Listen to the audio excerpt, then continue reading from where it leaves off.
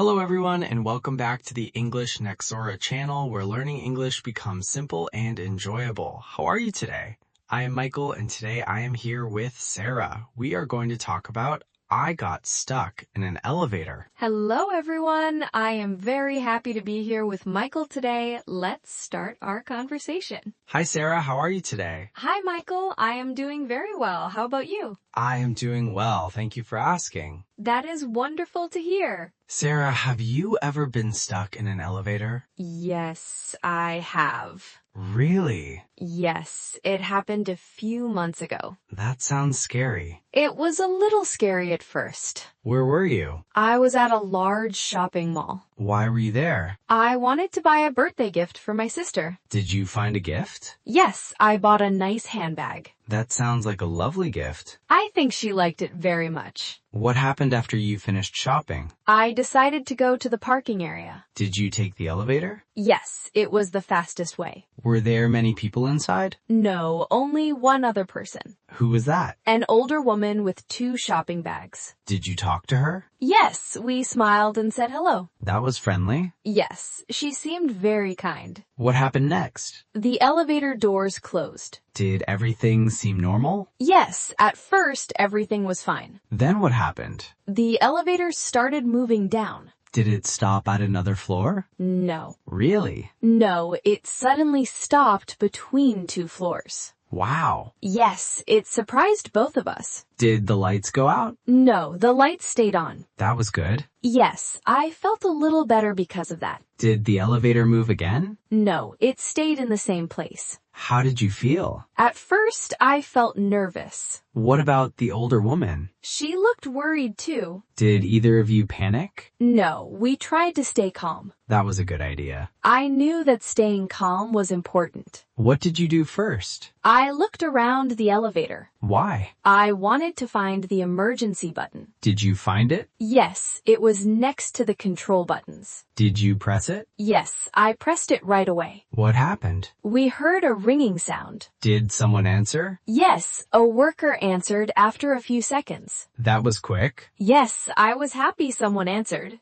What did the worker say? He asked if everyone was okay. What did you tell him? I said we were safe, but the elevator was not moving. What did he say after that? He asked us to stay calm. That sounds helpful. Yes, he said a repair team was coming. Did he tell you how long it would take? He said about 15 minutes. Was that easy to hear? Yes, it gave us hope. What did you do while you waited? I talked with the older woman. What did you talk about? We talked about our families. That sounds nice. Yes, it helped us forget about the problem for a while. Did she tell you about herself? Yes, she said she had 3 grandchildren. Really? Yes, she smiled when she talked about them. That must have made the waiting easier. It really did. Did you tell her about yourself? Yes, I told her about my family and my work. Was she interested? Very interested. Did time pass quickly? A little faster than I expected. Did you hear anything outside the elevator? Yes, after a few minutes we heard voices. Really? Yes, someone called to us through the elevator door. What did they say? They said the repair team had arrived. That must have made you feel better. It did. Were they able to open the doors right away? Not immediately. Why not? They said they needed to check the elevator first. Were you worried again? A little. What did you do? I took a deep breath and waited. Did the older woman stay calm? Yes, we encouraged each other. That was very kind. Yes, it reminded me that staying positive can help during a difficult moment. Then what happened? After a few more minutes, we heard a loud sound from outside. What was it? I think the repair team was working on the elevator. Did the elevator begin to move? I felt something, but I wasn't sure what was happening. Really? Yes. Then we heard someone say,